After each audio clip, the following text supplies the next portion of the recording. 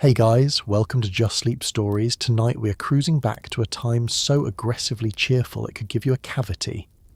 We're talking about American family life in the 1950s, the decade of the white picket fence, the station wagon, the casserole dish, and the unshakable belief that everything was absolutely, perfectly, gloriously fine. 1950. The war is over, the economy is booming, the suburbs are expanding faster than your dad's waistband after Thanksgiving, and somewhere across this great nation, a man in a cardigan is standing in a freshly painted kitchen, looking at a brand new refrigerator like it personally saved his life. Because honestly, it kind of did. So before you get comfortable, and I really do want you to get comfortable, take a second to like this video and subscribe, but only if you actually enjoy what I do here. No pressure, no guilt. We are keeping it casual and cozy. A few of you have been leaving comments asking for something a little warmer, a little sunnier, a little less medieval plague adjacent, and honestly, fair. You asked, I listened, and here we are. Thank you for that. It means more than you know. But first, let's just sit with a few questions, shall we? Have you ever wondered what it actually felt like to live in the 1950s? Was it really as wholesome as the black and white TV shows made it look? Or was there slightly more panic underneath all that pressed linen? Did people genuinely smile that much? Or were their faces just frozen that way from the cold? What exactly was in a Jell-O salad? And more importantly, why? Could you survive a full week eating nothing but meatloaf, canned green beans, and a suspicious number of Velveeta-based casseroles? Was the neighbourhood really that friendly, or was everyone just terrified of seeming unfriendly? And what on earth were they all listening to on that big wooden radio cabinet in the living room, and why did it sound like a theremin having a breakdown? Congratulations, you've just woken up in 1952. You're in a 3-bedroom ranch house in a suburb of Cincinnati. There's a pot roast in the oven, a Studebaker in the driveway, and somewhere in the backyard, a child named Ricky is doing something inadvisable with a lawn dart. Welcome to the bright side. Try not to spill anything on the linoleum. Let's talk about the house. Not the house you grew up in, and certainly not the kind of house that has been on the market for 11 months because of good bones and a smell nobody can quite place. No, this is a brand new house, fresh off the assembly line of the American dream, sitting in a neighbourhood that did not exist 18 months ago. After years of depression and wartime rationing and cramped apartments shared with relatives who had very strong opinions about everything, the American family was ready to spread out. And spread out they did, into Levittown, into Park Forest, into identical rows of pastel-painted houses so new the grass hadn't even committed to growing yet. You load everything you own into a truck, drive past the city limits, and park in front of a house with your name on the mortgage and a mailbox that still smells like fresh paint. For the first time in a very long time, this is yours. The neighbours come over with a pie within 48 hours. You don't remember asking, but here they are with a pie, and honestly, it is a very good pie. Now, the houses themselves were not large by any standard a modern person would recognise as reasonable. The average Levittown home measured somewhere around 750 square feet. That is roughly the size of a generous studio apartment today, except this one housed a family of 4, a dog, a television cabinet the size of a wardrobe, and a belief in the future so strong it functioned almost as load-bearing architecture. You had a living room and a kitchen and 2 bedrooms and 1 bathroom, and you did not complain about this because your parents had shared a 3-room flat with 6 people during the Depression, and they would be happy to remind you of that fact at any available opportunity. The kitchen was the crown jewel, modern, gleaming, equipped with appliances that still had that new metal smell. The refrigerator alone was a revelation. You could keep things cold without chipping ice off a block. You could open the door at 10 in the evening and look at the contents in the way a person might look at a painting, just standing there in quiet appreciation of the fact that this existed, and it was yours. The stove had 4 burners and an oven with a window, which meant you could watch things cook, which sounds minor unless you consider that your grandmother cooked on a wood-burning range and knew no such luxury. Outside, the yard was a blank canvas, and here is where the 1950s American homeowner discovered a drive so powerful it has never entirely left the culture. The compulsion to improve the property. You planted grass, you planted shrubs, you built a fence not because you needed a fence, but because having a fence suggested you had a yard worth fencing. The man next door was already putting in a patio. You noted this. You began thinking about a patio. Within 18 months, everyone on the block had a patio and nobody could fully remember who started it. The neighbourhood filled in with remarkable speed. Where there had been a potato field or a cornfield or simply flat Long Island earth, there were now streets and streetlights, and a school and a small shopping centre, and 800 families all arriving within the same 18-month window, all equally stunned and grateful and absolutely convinced that this precise, modest, brand new, slightly too small, gloriously their own house was what all of it had been for. The war, the rationing, the waiting, the saving. It was for this. The mailbox with your name on it, the pie from someone you had not yet met but who would become, over the next 20 years, one of the constants of your life. You walk through the front door, the floors are clean, the walls are white, the future is absolutely, completely open. Let's talk about Dad. Specifically, let's talk about the ritual of Dad coming home, which in the 1950s was treated with the kind of reverence usually reserved for religious events or the arrival of a very important package. Every evening, somewhere between 5 and 6 o'clock, a man in a suit would pull into the driveway, collect himself for a moment, possibly because the train commute had been genuinely harrowing, and walk through the front door to a household that had been gently preparing for this moment all day. The tie loosened, the briefcase set down by the door, the newspaper retrieved from the porch. Dad had arrived, and now the evening could officially begin. He did not know where the broom was kept. He would never need to. This was understood by all parties, and no one found it particularly strange. He worked hard, he came home, he sat in a specific chair, and that chair was his in a way that was both touching and slightly territorial. The work itself was largely invisible to the family. Dad went to an office. The office was downtown or in some building you had never visited. He did things there involving papers and meetings and telephone calls and a level of professional stress he did not discuss at home, because the home was the place you came to recover from all of that, and discussing it would defeat the entire purpose. What the family knew was this: he left at 7:30, and he returned at 5:30, and in between those two events the household proceeded without him, and then reorganized itself around him when he reappeared. It was a system. It worked. The commute was its own institution.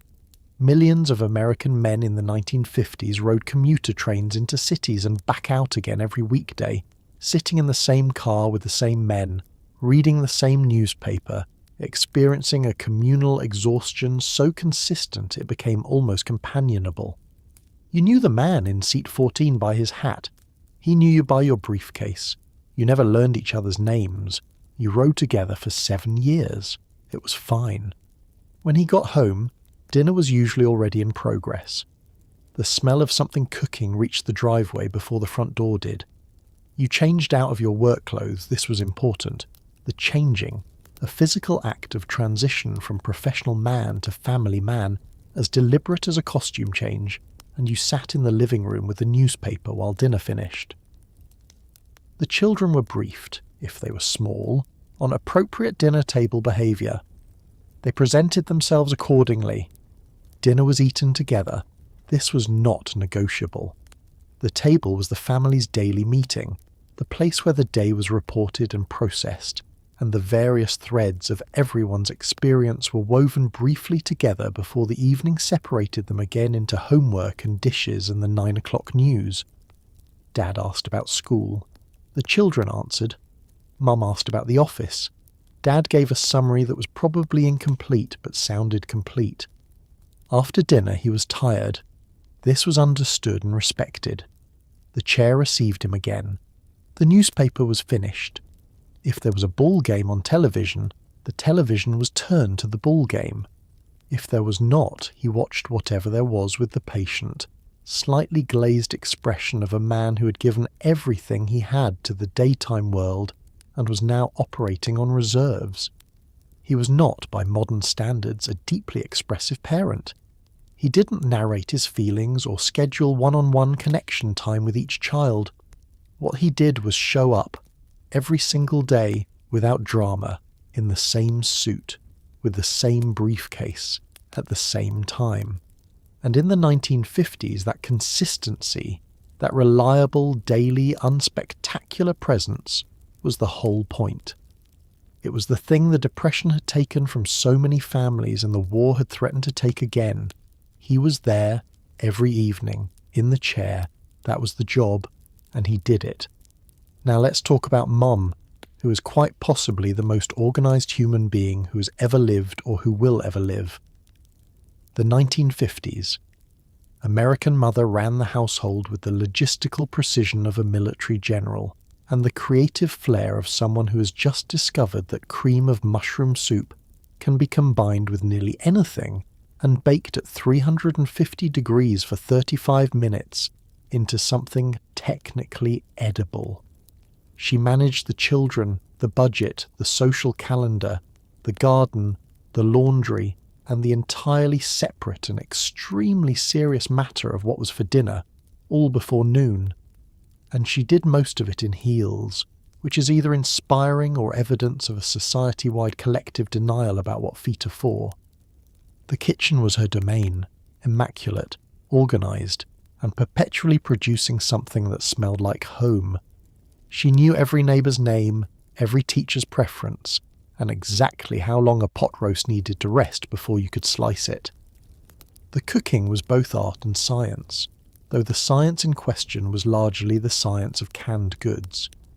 Campbell's soup was not merely a product in the 1950s American kitchen, it was an ingredient, a building block, a solution.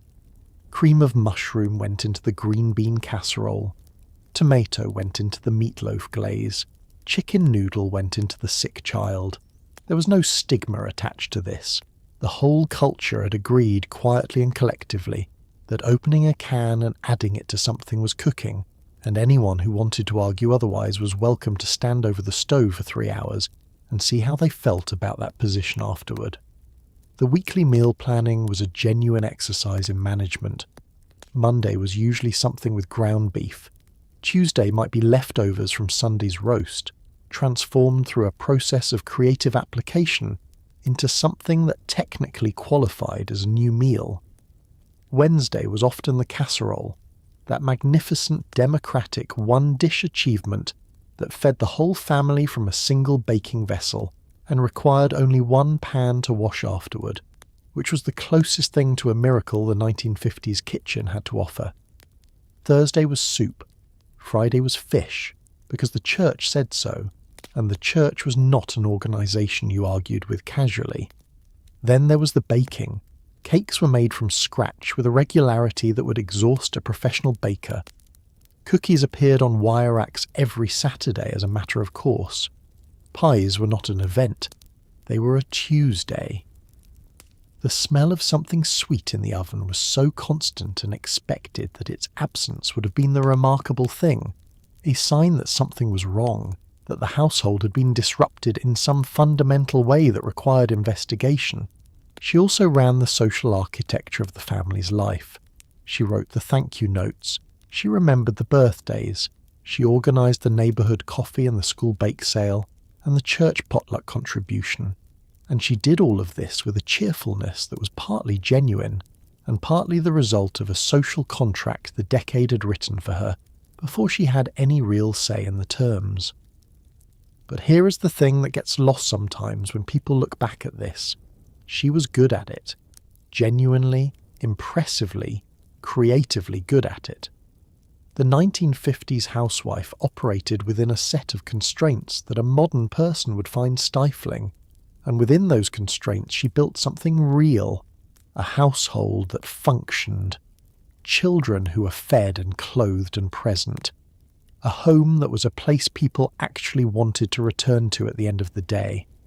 The casserole was not a surrender, the casserole was a solution, and it came out of the oven at 5:45 every single evening, hot and ready, because someone had planned for it to be exactly that. Let's talk about the children. There were a lot of them, an almost alarming number of them in fact, a generation of American babies so numerous they would eventually cause a housing shortage, a traffic problem, and a complete restructuring of popular music. The baby boom was not a subtle phenomenon. Returning soldiers, relieved to be alive, went home to their wives, and 9 months later, America started filling up with a very specific type of small person who would spend the next 20 years being told they had never had it so good.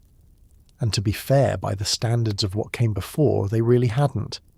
These children were fed, clothed, vaccinated, enrolled in school, given birthday parties with store-bought cake, and sent out into neighbourhoods so safe their parents barely looked up from their magazines when they went outside. They rode bikes without helmets. They drank from garden hoses. They came home when the streetlights turned on. Nobody tracked them. Nobody needed to. And somehow, nearly all of them made it. Between 1946 and 1964, approximately 76 million babies were born in the United States. To put that in perspective, that is the population of a significant European country appearing in American maternity wards over the course of less than 2 decades. Hospitals were not entirely prepared for this. Neither were schools, which in the early 1950s began filling up with children at a rate that required emergency construction, temporary classrooms, and teachers hired so quickly that some of them were still reading the textbook 1 chapter ahead of the students and hoping nobody noticed. The children themselves were aware, in the vague way that children are always aware of the emotional weather around them, that they were considered lucky. The Depression had been their parents' childhood. The war had been their parents' young adulthood. Both of those experiences had left a mark on the generation that preceded them, a particular kind of quiet, practical toughness, a low tolerance for waste, a tendency to save things that probably didn't need saving because you never knew. And now here were the children, born into abundance, growing up in houses with refrigerators and televisions and more than 1 pair of shoes, and their parents watched them with a mixture of profound relief and mild bewilderment. Childhood in the 1950s was largely conducted outside. This is the detail that every person who grew up in this era returns to with consistent wonder. They were outside. After school, out. On weekends, out. In summer, out from morning until the streetlights came on, returning only for meals and under specific parental instruction. The neighbourhood was the world. You knew every house, every yard, every dog, every shortcut through every backyard. You built forts in vacant lots. You caught fireflies in jars. You played games that required no equipment and no supervision and no scheduled start time, just whoever showed up and whatever rules everyone agreed on that afternoon. There were scraped knees and broken bones and occasional tetanus risks that nobody categorized as such at the time. There was a kid on every block who had a BB gun, and whose parents had a different approach to safety than the other parents, and everyone knew who that kid was and adjusted accordingly. But mostly it was fine. Mostly it was better than fine. The boom generation grew up believing with a certainty their children would find both enviable and slightly baffling that the world was going to keep getting better, that tomorrow would be an improvement on today. That progress was not just possible, but essentially automatic, that if you worked hard and played fair and kept the lawn mowed, things would work out. This was not naivety exactly. It was the logical conclusion of watching a country pull itself out of 2 catastrophes in a row and emerge, improbably, in a suburb with a refrigerator and a mailbox with your name on it.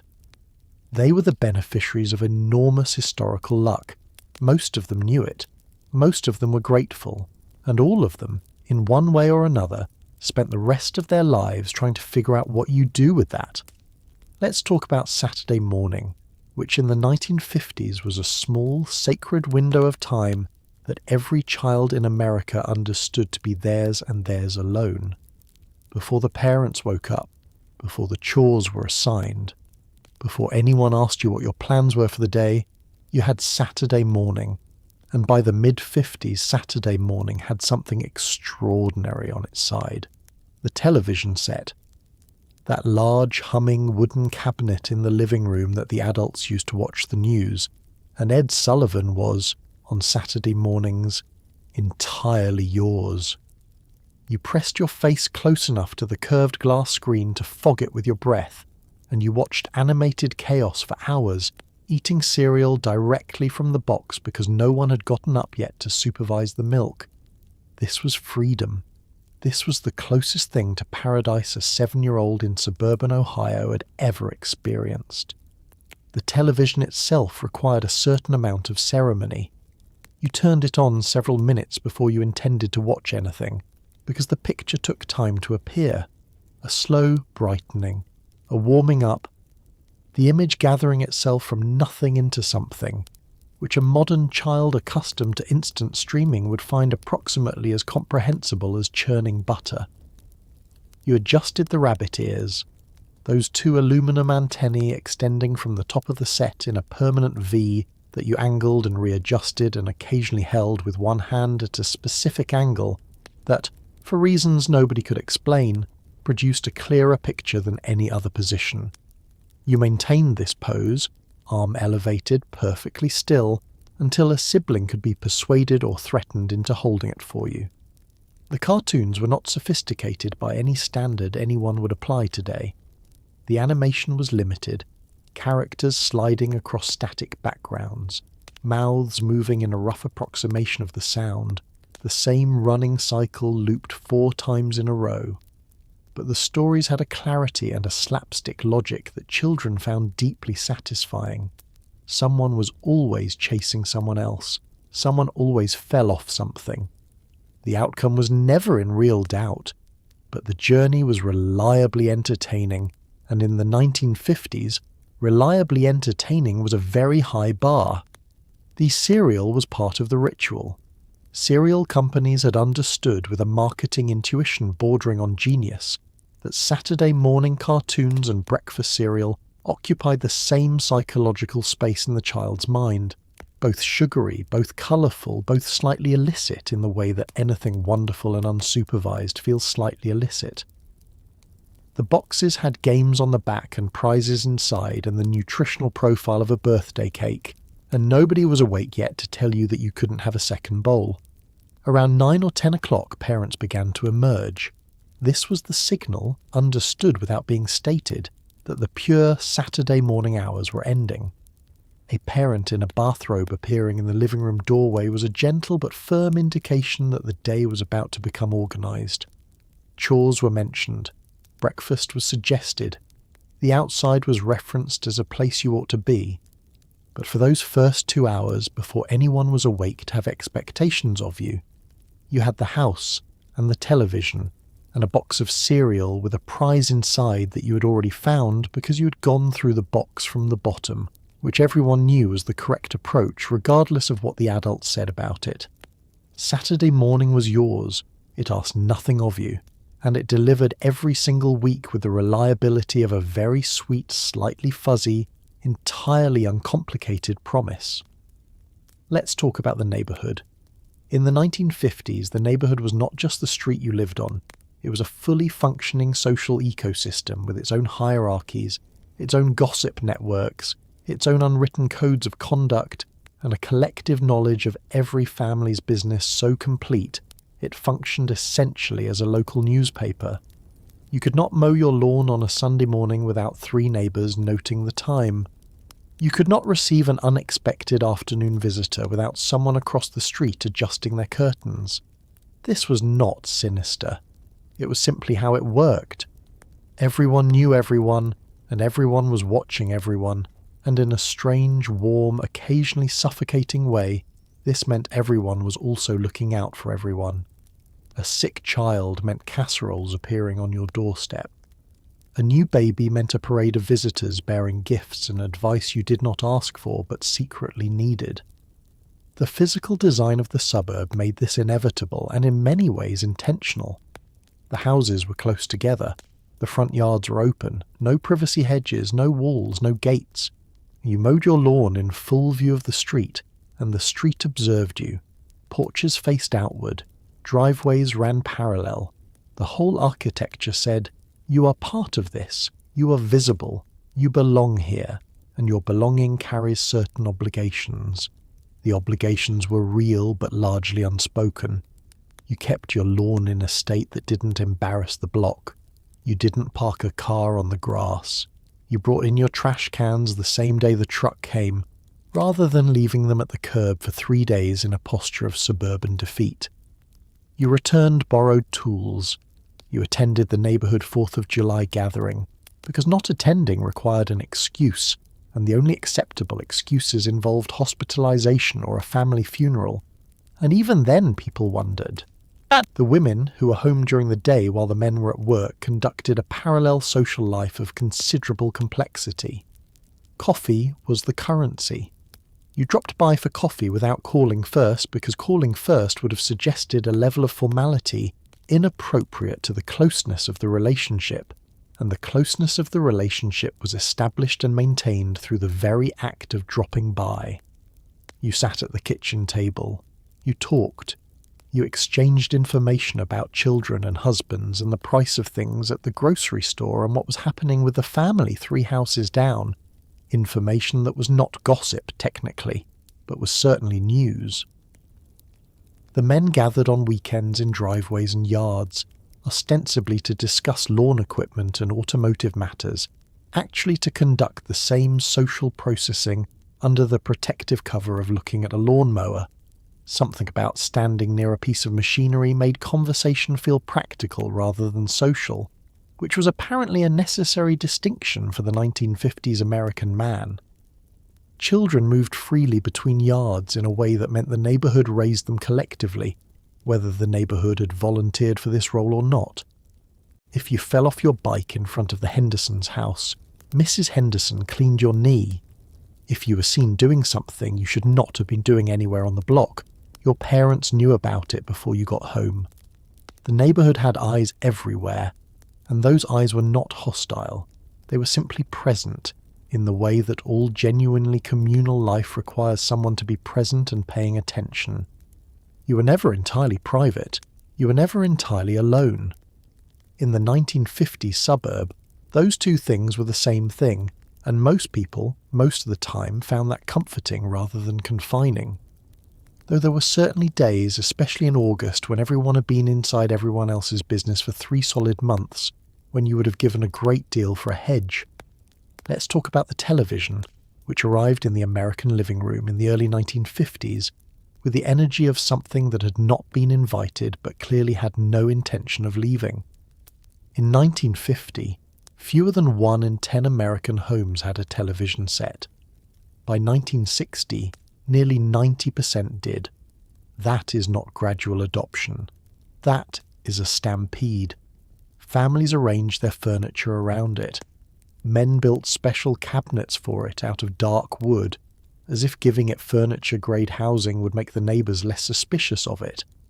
Children migrated toward it like small pyjama-wearing moths toward a warm light. And every evening the whole family would sit down together and stare at the same glowing rectangle. Father Knows Best, I Love Lucy, The Lone Ranger, in a state of collective, mesmerised stillness that their ancestors who churned butter by candlelight could never have predicted or understood. The purchase of a first television set was an event. Families saved for it. Some families financed it, which was a relatively new concept and slightly scandalous in certain circles, but clearly worth it. When it arrived, the delivery men carried it in and set it in the living room and plugged it in. and the family gathered around as the picture warmed itself into existence, and the feeling in the room was something between Christmas morning and a church service. The sense that something had arrived that was going to change things permanently, that the before and the after were now clearly distinct. The programming was limited. In the early years of the decade, television broadcast for perhaps a few hours in the evening, and the picture was black and white and sometimes snowy, and frequently interrupted by technical difficulties that the announcer apologised for in a tone of sincere professional regret. None of this mattered. You watched anyway. You watched test patterns.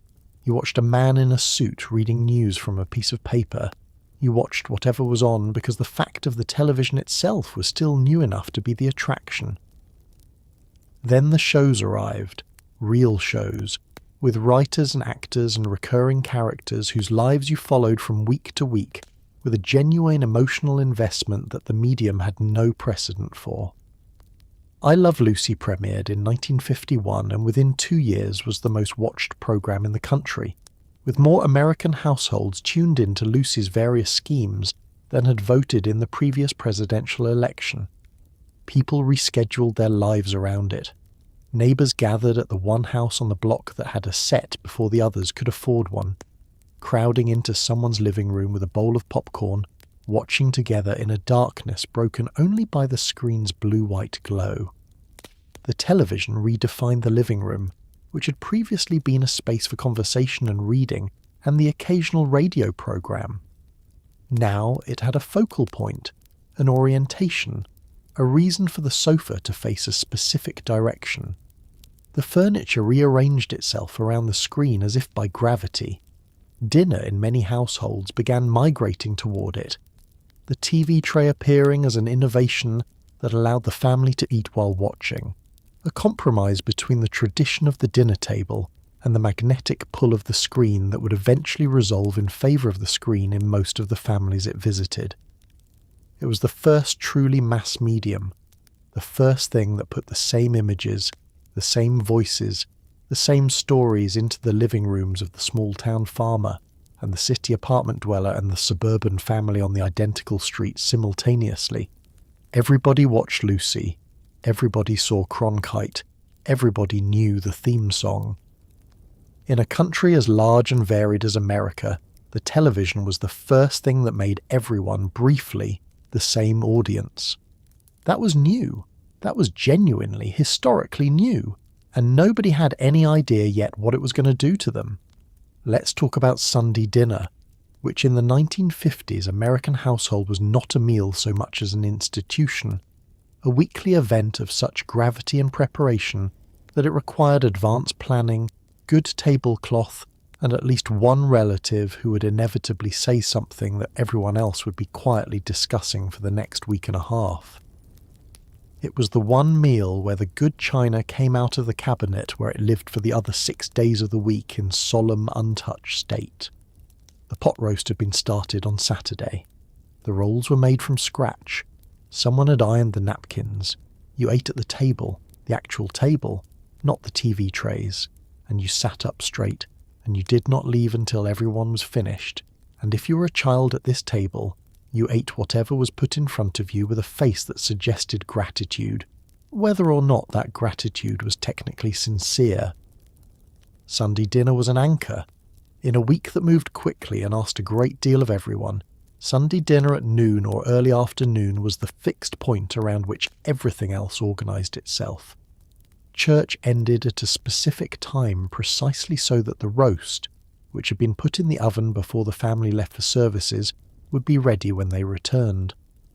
The timing of the church service and the cooking time of the pot roast had achieved a kind of liturgical harmony that no one had explicitly arranged but everyone implicitly maintained. The extended family appeared with reasonable frequency.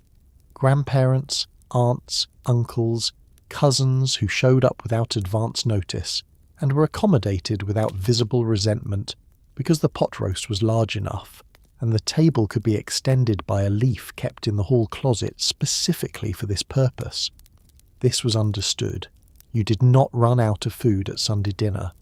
Running out of food at Sunday dinner was the kind of failure that a woman in the 1950s carried with her for longer than was entirely rational, because Sunday dinner was the performance of domestic capability at its most public and most reviewed.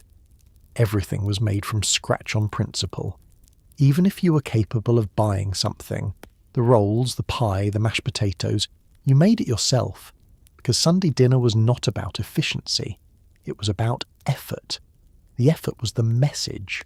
The effort said, "You matter enough for me to have spent 3 hours on this."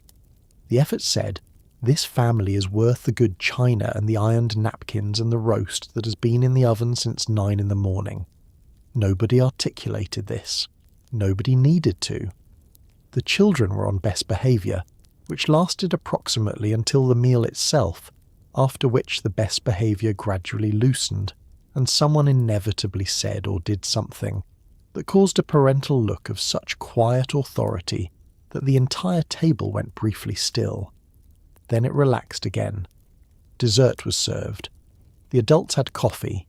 The children were excused and the kitchen was cleaned, a process in which everyone participated at a level of enthusiasm inversely proportional to their age. In the afternoon, the house was quieter. Someone napped. The newspaper was finished. The leftover pot roast sat in the refrigerator, where it would form the basis of Monday's dinner in a creative transformation that the household accepted as entirely natural. Sunday dinner was the week's full stop, the moment where the whole enterprise of the family, the work and the school and the errands and the appointments, paused and gathered itself around a table covered in good cloth and said briefly simply, "We're here, all of us, together." And then the week began again. Let's talk about Jell-O, which in the 1950s was not merely a dessert but a culinary philosophy, a cultural phenomenon, and frankly a cry for help that the entire decade issued in lime green and cherry red, and nobody questioned. Somewhere between the end of wartime rationing and the beginning of common sense, American home cooks discovered that Jell-O could be combined with almost anything: fruit, vegetables, cream cheese, mayonnaise, shredded carrots, canned tuna, and suspended in a shimmering, wobbling mass that was then presented at the dinner table as a serious food that serious people should eat. And they did eat it, proudly. The Better Homes and Gardens cookbook of the era contained more Jell-O mold recipes than you would think any civilization had a right to produce. There were Jell-O salads, there were Jell-O desserts, there were Jell-O dishes that occupied a deeply ambiguous space between salad and dessert that no one examined too closely. It tasted like the 1950s. Sweet, artificial, impossibly cheerful, and somehow still vaguely suspicious. To understand the Jell-O mold, you have to understand what came before it. The Depression and the war years had been an era of scarcity, of making things stretch, of combining whatever you had into something that would feed everyone and ask no unnecessary questions about quality. And then suddenly, abundance, canned goods, processed foods, products that did exactly what they promised on the label, in primary colours with exclamation points. The post-war American kitchen was awash in convenience and novelty, and nothing was more novel, more convenient, or more spectacularly impractical than a flavoured gelatin powder that you could dissolve in hot water and set with cold and, crucially, put things inside of. The ring mould was the preferred vessel. The finished product was turned out onto a plate in a gleaming, quivering circle that held its shape through what felt like sheer willpower. Suspended inside might be canned fruit cocktail, which was charming, or mandarin orange slices, which was festive, or, in the savoury preparations that now inspire in modern people a mixture of fascination and low-level horror, mayonnaise, tuna fish, celery, olives, or shredded carrots. The savoury Jell-O mould was served at luncheons and potlucks and dinner parties, with a confidence that suggested the cook was not experimenting, but executing a known and respected tradition, because in the 1950s she was. The food magazines of the era approached the Jell-O mold with the earnestness of scientists documenting a new field of inquiry. Photography showed them backlit and glistening, surrounded by decorative lettuce, presented on silver platters as though they were centerpieces rather than suspended vegetables. Recipes were traded between neighbours with the same enthusiasm that recipes for bread or pie would inspire, because in this kitchen culture, a good Jell-O mould recipe was a real accomplishment, not an ironic gesture.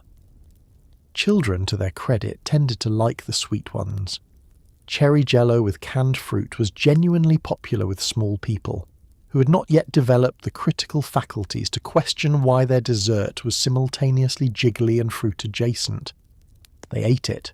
They asked for more. Their mothers made it again the following week. The Jell-O era wound down gradually as the 1960s brought new influences and a slowly emerging skepticism about convenience foods. But for a solid decade, the mould held its place of honour at the American table. It was colourful and affordable, and it held its shape on the drive to the potluck, and it fed 12 people out of a 20-cent packet of powder and a can of fruit cocktail. Was it food? Technically, yes.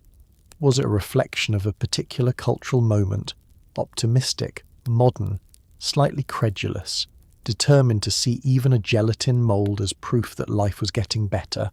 Absolutely. It wobbled, it gleamed, it was the 1950s in a ring mould. Let's talk about the backyard, which in the 1950s underwent a transformation so dramatic it deserves its own chapter in architectural history. For generations, backyards had been functional spaces, vegetable gardens, clothes lines, places where chickens might theoretically happen. But the post-war suburban backyard became something entirely different. A social statement, a leisure destination, and a weekend project that would consume the next 30 years of your life in a series of increasingly ambitious landscaping decisions. First came the lawn, lush and flat and chemically maintained to a shade of green that does not occur in nature without assistance. Then came the patio, usually made of concrete poured on a Saturday by 3 men who had watched one instructional video. Then came the barbecue grill, a hulking chrome-accented altar of American masculinity, upon which your father would perform the sacred rite of burning meat, while insisting he had it completely under control. The lawn was not optional. In the 1950s suburb, the lawn was the first, clearest, most universally legible signal of the kind of family you were and the standards to which you held yourself. A well-maintained lawn said, "We have arrived, we are responsible, we respect our neighbours, we own a mower in good working order." A neglected lawn said something else entirely, and whatever it said, your neighbours were discussing it over coffee. The chemical industry helpfully provided fertilizers and herbicides and pesticides with names that suggested scientific authority, and men applied them on weekend mornings with the focused intensity of people performing something that was simultaneously domestic chore and personal statement. The patio was next, and the patio changed the backyard from a place you maintained to a place you inhabited. Now you could sit out there. Now you could bring the folding aluminum chairs from the garage and arrange them in a configuration that said leisure, that said we live here, that said on a summer evening this is exactly where we intend to be. The patio meant a small table, which meant drinks could be set down, which meant you could be outside for an extended period without it being categorized as yard work, which was the key distinction between the 1950s American man's 2 modes of outdoor existence. The grill completed the picture. Backyard cooking in the 1950s was specifically and entirely a male domain, which is interesting given that all the indoor cooking was specifically and entirely a female domain, but this particular illogic was not examined at the time. The outdoor grill was different. The outdoor grill was fire and meat and elemental competence, and your father approached it on Saturday evenings with a set of oversized chrome tools and an expression of calm command that he did not always bring to other aspects of domestic life. The results were variable. Charcoal grilling produces in untrained hands a spectrum from raw to incinerated with very little middle ground, and your father moved along this spectrum with the confident momentum of a man who was certain the fire was at exactly the right temperature, which it usually was not. The hot dogs were fine, the hamburgers were occasionally great. The chicken required a level of patience the fire was not always willing to provide. Around the perimeter of the yard, the flower beds were your mother's jurisdiction, and they were attended to with a seriousness that paralleled your father's commitment to the lawn. Roses were particularly prized, difficult, demanding, requiring specific attention and occasional warfare against aphids, but producing results that justified the effort in a way that begonias, however cheerful, simply could not. The children lived in the backyard. This was understood. The backyard was theirs in the summer from morning until called in, and they filled it with whatever games and investigations and minor destructions the day suggested. The swing set, a staple of the 1950s suburban yard, got used until the metal joints loosened and someone's mother decided it was time for the wooden version that lasted longer and looked better and cost twice as much. In the evenings, when the heat had gone out of the day and the fireflies were beginning, families sat outside in aluminum chairs and talked, or did not talk, or watched the children catch fireflies in jars, and the backyard was simply the best place in the world to be. Modest and private and full of the smell of cut grass and charcoal, and the particular green quiet of an American summer evening that belonged entirely to the people who lived there. You did not need anywhere else. You were already home. Let's talk about school, which in the 1950s American child's life was a place of remarkable consistency, mild terror, and a smell, the specific warm chemical smell of fresh mimeograph paper that an entire generation would carry in their memory until their dying day. You walked to school. You walked in most cases a distance that would cause a modern parent to make several phone calls to local authorities. You walked past 4 houses, across a street with no crossing guard, through a vacant lot, and arrived at a brick building where a teacher in a wool skirt had already been there for an hour and was ready. The classroom was orderly. The desks were in rows. You stood for the Pledge of Allegiance every morning with one hand over your heart, and then you sat back down and you did not talk unless called upon, and if you did talk without being called upon, something unfortunate happened that involved the hallway and your own personal reflection on your choices. The teacher was the absolute authority of the classroom in a way that has not been fully replicated since. She, and it was almost always she, because teaching was one of the few professional careers broadly available to women in the 1950s, which meant the schools were staffed with some of the most capable, educated women in the country who in another era would have been running companies or governments. She ran that room with a quiet completeness that required no raised voice and very little repetition. You knew where you stood. You knew what was expected. The expectations were communicated once, clearly, and then they simply existed. Discipline was swift and largely unquestioned. A note sent home was a serious event. A phone call to your parents was the kind of thing you thought about for days before it happened, and remembered for years after. The paddle existed in many schools and was used with a matter-of-fact regularity that today would generate considerable legal paperwork, but at the time was simply understood as part of the educational experience, like long division and the drinking fountain in the hall. The curriculum was specific and unambiguous. Reading, writing, arithmetic, the 3 things, announced with a confident alliteration that suggested all of human knowledge could be organised into categories beginning with the letter R if you were creative enough about it. History was American history, presented with a straightforwardness about heroism and progress that left room for pride but not always for complexity. Science was orderly and exciting and pointed firmly toward the future, which in 1953 looked like rockets and polio vaccines and television, and it was hard to argue with any of that. The mimeograph machine produced all classroom materials cranking out copies of worksheets and tests with a hand-turned drum that left every page slightly damp and smelling of a sharp chemical sweetness that was almost certainly toxic in some way nobody had investigated yet. You received a mimeograph sheet, and you pressed your face into it immediately, partly because everyone did, and partly because the smell was genuinely, inexplicably wonderful, in the way that all slightly inadvisable sensory experiences are wonderful when you're 8 years old and nobody has told you not to yet.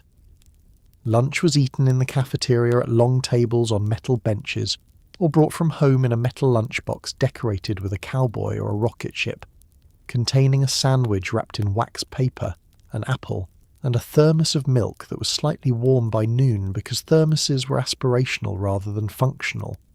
You ate it anyway. You were hungry.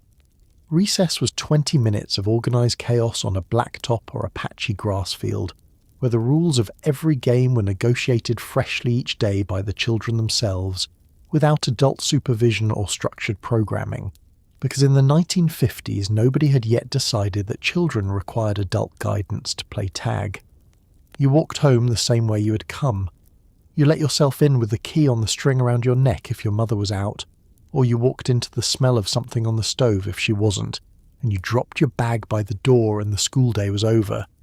It had been orderly and consistent and occasionally dull and entirely adequate, which is more than enough for a Tuesday in November in the 1950s, and everyone involved understood that.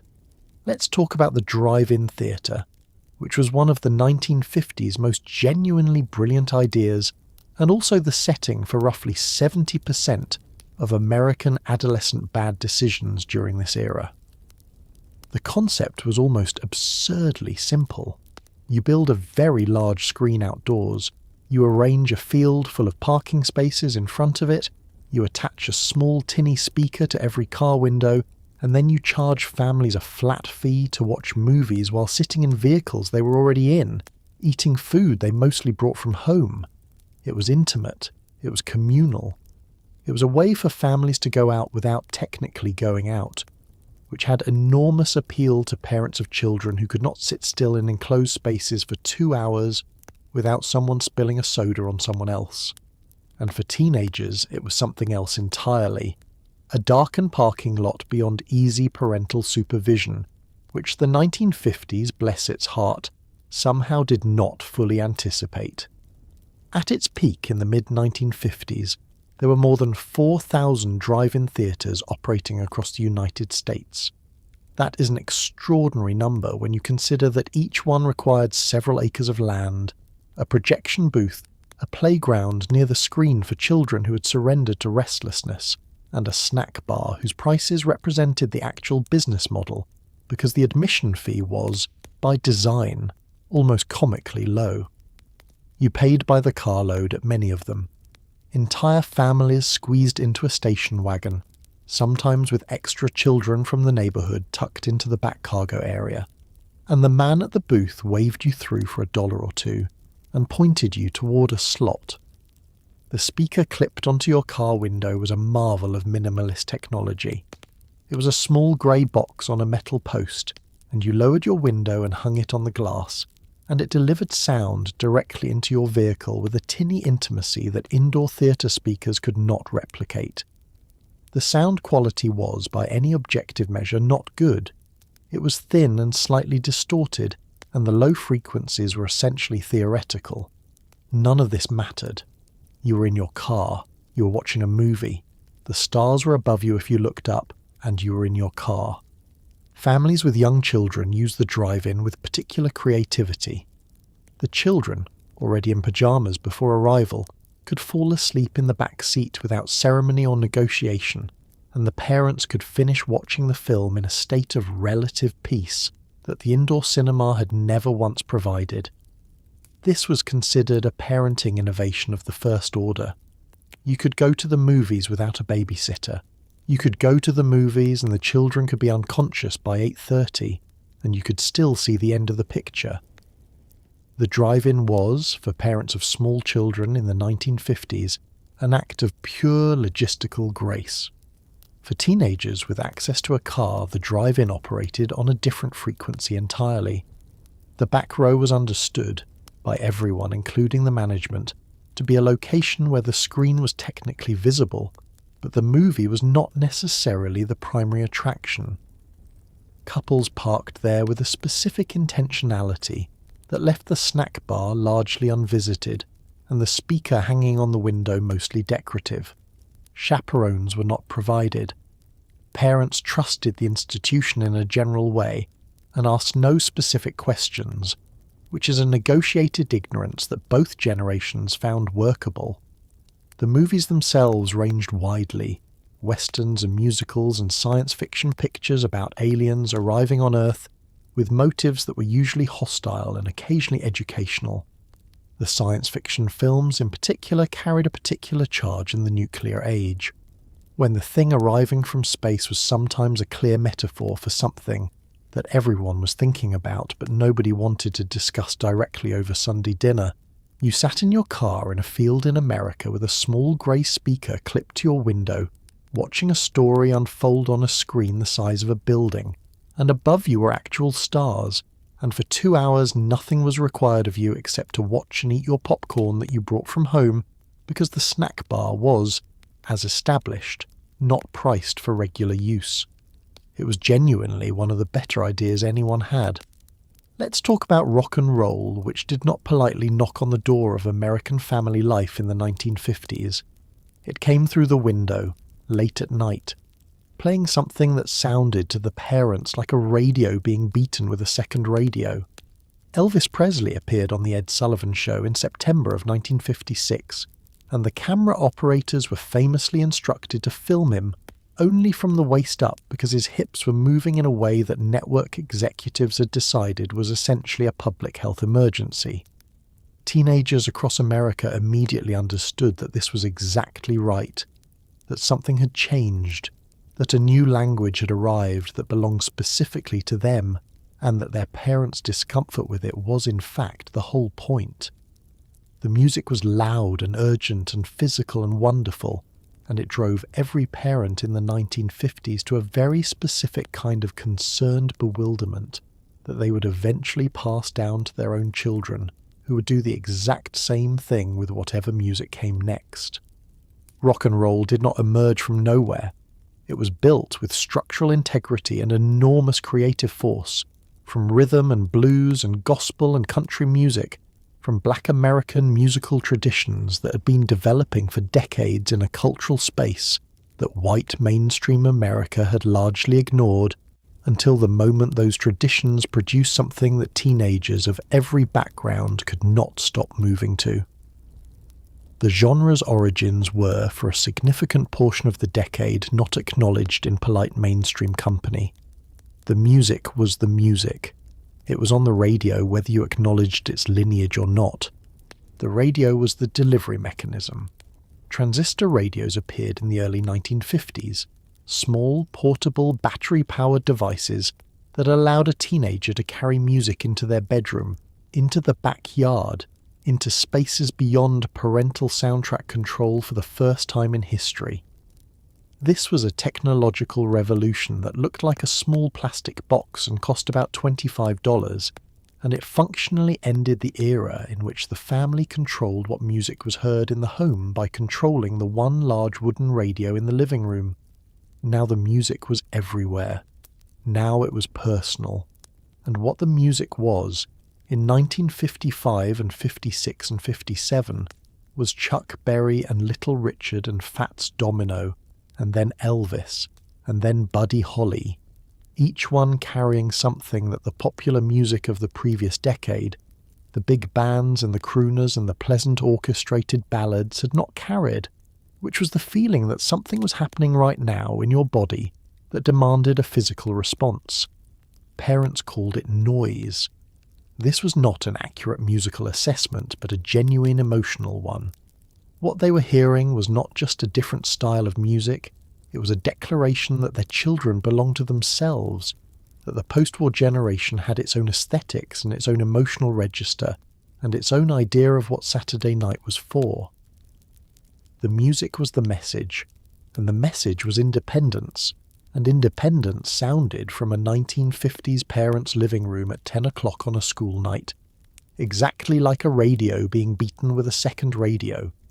Some parents banned it, some schools banned it, several towns banned public performances of rock and roll on the grounds that it led directly to juvenile delinquency, a causal relationship that was asserted with great confidence and supported by very little evidence beyond the fact that teenagers seemed to enjoy both. Banning it made it better, obviously. Forbidden music is just regular music with a more interesting origin story. By the end of the decade, rock and roll had not destroyed American civilization. It had instead become it. The children who had pressed transistor radios to their ears in 1956 would grow up to be the culture. The music they had claimed as theirs would become in time the soundtrack of everything. And somewhere, on a rerun, Ed Sullivan's cameramen were still filming Elvis from the waist up, preserving for posterity the precise moment when the 1950s looked at its own children and thought, oh no, it was already too late.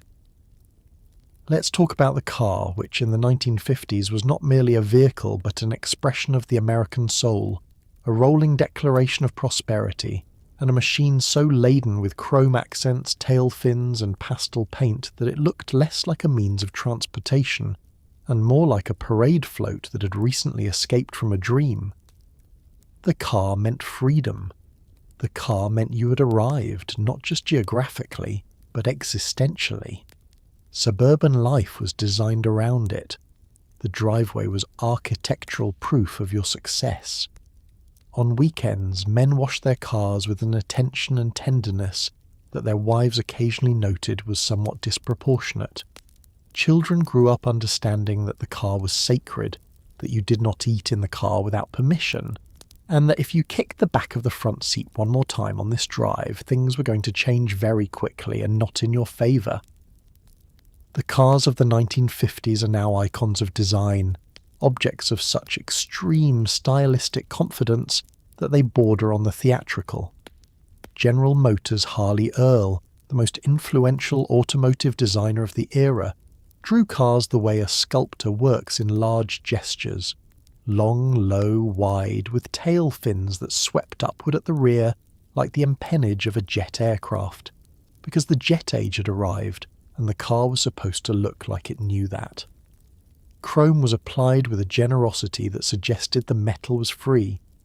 Bumpers gleamed, hood ornaments soared, two-tone paint, turquoise and white, coral and cream, black and gold, announced the vehicle's presence with a chromatic certainty that said this is not transportation, this is a statement, and the statement is that America is doing extremely well, thank you for asking. The car purchase was a family negotiation of considerable gravity. You visited the dealership on a Saturday, dressed for it, because visiting the dealership required a certain presentation. The salesman met you on the lot with a handshake and a smile, and walked you among the new models with the proprietary pride of a man showing you his garden. You sat in cars, you gripped steering wheels, you ran your hand along a fin. Your wife expressed a preference for the colour, which was noted and factored in, because in the 1950s the woman's opinion about the car's appearance was considered within her jurisdiction, in a way that the engine specifications emphatically were not. Financing was arranged. The monthly payment was discussed in the way that significant financial commitments were discussed in this era, with a seriousness that acknowledged the weight of the obligation, while communicating that the obligation was both manageable and entirely worth it, because the car was going in the driveway where the neighbours would see it, and the neighbours would know what it cost roughly, and they would adjust their assessments accordingly. Sunday drives were a genuine leisure activity. After church and dinner, before the afternoon settled into its habitual quiet, the family sometimes simply got into the car and drove. Nowhere specific, somewhere pleasant. Down a road you had not been down before, through a town you'd passed through once and half remembered, along a highway with the windows down and the radio playing and no particular schedule governing the return. The car was large enough to be comfortable, and the roads in the 1950s were, outside the cities, navigable without the navigational anxiety they would later acquire. You drove. The country moved past the windows. The children fell asleep in the back seat. It was, in its modest way, a form of freedom that the generation before, who had not owned cars or could not afford gas during the Depression or had surrendered their tyres to the war effort, had not reliably had. You could go, whenever you wanted, however far the road went and the tank held out. The car made that true, and in the 1950s that truth was still new enough to feel like a gift. You washed it on Saturday morning. You waxed it twice a year. You checked the oil with a proprietary knowledge of the dipstick that you communicated to your son as early as he could stand beside you in the driveway and follow what your hands were doing, because the car was yours, and it gleamed. Let's talk about the milkman, who in the early 1950s still existed as a real, functioning human being who came to your house before dawn and left glass bottles of fresh milk on your doorstep like a very practical Santa Claus. He was one of the last remnants of a home delivery economy that was rapidly being dismantled by the supermarket, and yet for a brief, shining decade, he remained, cap on, route memorized, moving through the dark suburban streets while everyone slept with a reliability that was, honestly, almost moving. You left a note if you needed extra cream. He adjusted without complaint. Your children waved at him from the window. He waved back. Nobody thought any of this was remarkable, which is perhaps the most remarkable thing about it. The Iceman had already largely given way to the electric refrigerator, but the milkman held on, and there was something in that, something about the last warm human contact of a world before everything became impersonal and efficient and plastic. The milkman's route was a piece of living geography. He knew every household, who took whole milk and who took skim, which family had a new baby and needed an extra quart, which household was away for the week and should have their delivery held. This knowledge was not stored in a database or managed through an app. It lived in a man's memory, organised by the order of his route, revised and updated through the small human communications of notes, left in empty bottles and conversations at the door on the rare morning when someone was up early enough to catch him. The glass bottles were returned. This was part of the system's elegance. You rinsed your empty and set it out, and it went back and was cleaned and refilled and returned to circulation. Deposit and return. Before those words became an environmental policy and were just a practice, ordinary and unremarkable, built into the rhythm of weekly life. The bottle was cold from the refrigerator truck. On winter mornings in northern states, if you didn't retrieve it promptly, the milk froze and the frozen cream pushed the cardboard cap upward like a small white tower, which was either a charming sign of winter's arrival or a domestic inconvenience depending entirely on your mood that morning. The Iceman by the early 1950s was largely a memory. The electric refrigerator had displaced him in most homes by the end of the previous decade, but the memory was recent enough to be vivid, and older households or rural ones still sometimes relied on ice delivery into the early years of the decade. The Iceman had been a neighbourhood fixture of a different and more physical variety, arriving with enormous blocks of ice gripped in iron tongs, carried over one shoulder with a canvas pad, installed in the top of the icebox that preceded the refrigerator. Children had followed ice trucks in summer and gathered the chips that fell from the tailgate, pressing them to their faces in the heat. That world was almost gone, replaced by the hum of the Frigidaire in the kitchen corner. But the milkman persisted for a while. Through the early and mid-1950s he was still there, still moving through the blue pre-dawn quiet of the suburb, his truck electric and near silent, glass bottles clinking in their wire carriers with a sound that belonged to that hour and no other.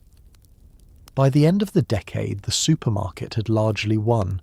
You bought milk there now, in paper cartons, along with everything else in one trip. and the milkman's route shortened and shortened until it was gone. He did not disappear all at once. He faded gradually the way all things fade that are replaced by something more efficient, present, and then less present, and then simply absent.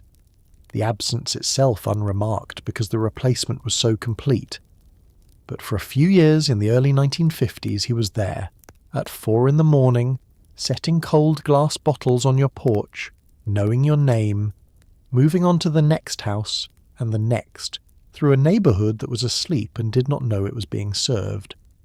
Let's talk about church, which in the 1950s American families' life was not optional, so much as it was simply understood, in the way that breathing was understood, something you did because you did it, because everyone did it, because the alternative required an explanation you did not feel like providing to your neighbours at 9 a.m. on a Sunday while wearing a good coat. America in the 1950s was a deeply and publicly religious country. Church attendance was at historic highs. New churches were being built in the suburbs alongside the schools and the shopping centres, as if faith were another infrastructure element, as necessary as the water main. The Sunday morning routine was its own complex choreography. The good clothes laid out the night before, the children scrubbed and combed into unfamiliar neatness, the family arriving together through the wide wooden doors in a presentation of wholesome collective life that felt both genuine and slightly performative, and was probably for most families a mixture of both. The preparation began on Saturday evening, because Sunday morning did not allow for improvisation. Shoes were polished. The good dress was retrieved from the back of the closet where it lived in protective tissue paper during the week. The boy's hair would be dealt with in the morning, a process that involved water and a comb and varying levels of cooperative success depending on the child. Hats were worn by women in most congregations, not as an act of high fashion but as an understood expectation, a small ritual acknowledgement that this space was different from the weekday world and dressed accordingly. The congregation was the neighbourhood made formal.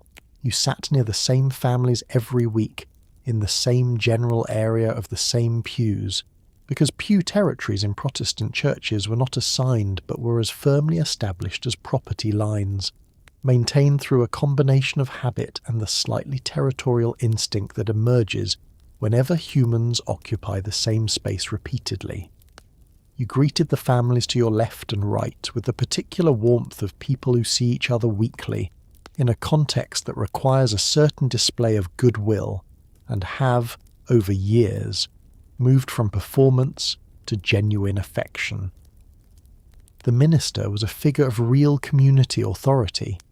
He knew his congregation personally, their children's names, their recent sorrows, their professional circumstances, the general shape of their lives. His pastoral visits were expected and received with a combination of gratitude and slight anxiety that authority figures produce in people who have something to confess, which is everyone.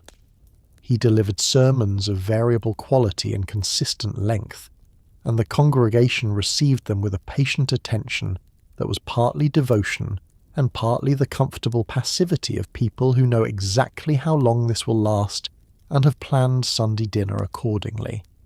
Children were expected to sit through the service with a stillness that was, for a 7-year-old, essentially experimental. Some churches had Sunday school, which removed the youngest children to a separate room for Bible stories and craft activities that involved considerably more paste and construction paper than the main sanctuary, which was considered a fair trade by most of the adults involved. Those children who remained in the main service discovered the hymnal as a source of quiet entertainment. The numbers on the hymn board, the weight of the book, the tissue-thin pages, and developed a talent for remaining apparently attentive while occupying a completely separate internal world, a skill that would prove useful throughout their educational careers. After the service, the congregation gathered outside in a loose social arrangement that was one of the genuine pleasures of the week. News was exchanged. Children ran between adult legs. Someone always had a comment about the sermon that was either admiring or diplomatically vague, depending on how it had landed.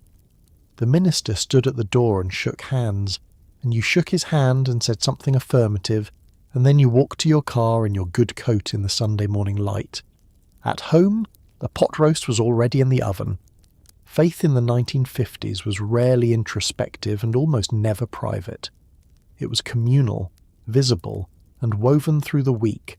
Grace before dinner, prayers before bed, a moral framework that was assumed rather than argued, embedded in the culture so thoroughly that its presence was invisible until you looked for it, at which point it was absolutely everywhere. Let's talk about the corner store, which occupied a specific and now largely extinct role in 1950s. American life as the place where everything that was needed but not quite important enough for a full trip was obtained. It was the store where you sent the children with a folded dollar bill and a brief list, and the reasonable expectation that they would return with the correct items and the correct change, both expectations being met with wildly variable results. The corner store knew your family. The man behind the counter knew your father's brand of cigarettes, your mother's preferred brand of coffee, and which of the neighbourhood children could be trusted near the penny candy display unsupervised. It was not a supermarket. It did not aspire to be. It was small and slightly cluttered, and smelled like cardboard and something vaguely sweet, and it was open when you needed it, which was the only thing anyone actually required of it. The store's inventory occupied a particular middle ground between general store and specialty shop. It carried most of what a household might urgently need on a Tuesday afternoon, when the next scheduled trip to the supermarket was Thursday, and the situation had changed. Bread, milk, canned goods.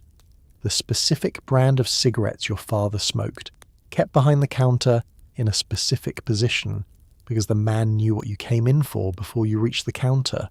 Aspirin, a newspaper. Thread in a colour that was almost but not exactly right.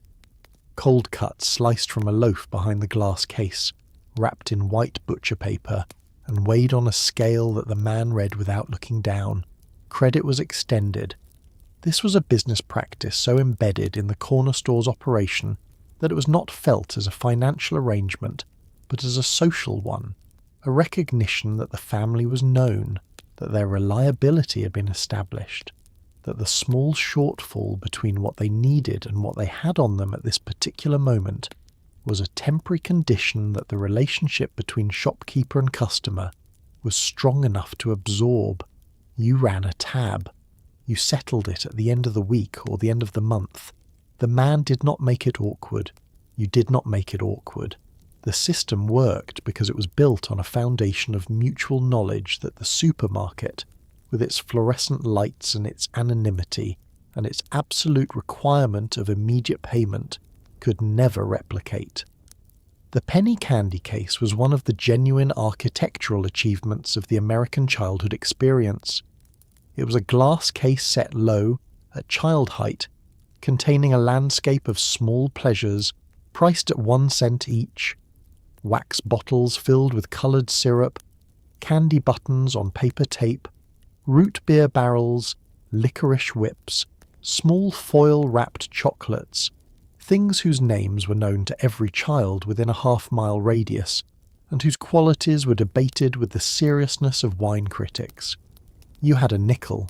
A nickel was 5 decisions. You made those decisions with the gravity they deserved. Face close to the glass, the man behind the counter waiting with a patience that was either genuine affection for children or the professional resignation of someone who had watched this process play out 10,000 times and had made peace with its duration. This store was also a node of neighbourhood information. Not gossip exactly, the man was not a gossip, but news. Who had moved? What had happened to the Keller boy? Whether the road at the end of the block was going to be repaved this summer or not, which had been a subject of neighbourhood interest since May. These things were known at the corner store before they were confirmed anywhere else, because people stopped in daily and people talked, and the man behind the counter listened and remembered and occasionally contributed a detail that clarified the picture.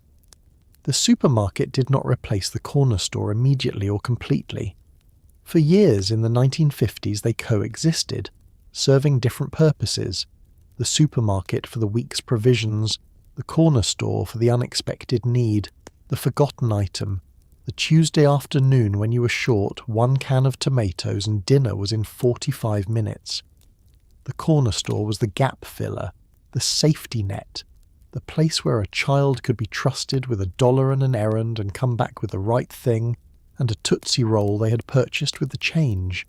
It was small, it was personal, it knew your name. That turned out to be enough. Let's talk about April 12th, 1955, one of the most genuinely joyful days in American public life in the entire decade. That was the morning that Jonas Salk's polio vaccine was declared safe and effective, and the reaction across the country was something that no public health announcement has managed to quite replicate since. People cried in the streets, school principals announced it over the intercom, and teachers wept openly in classrooms. Bells rang.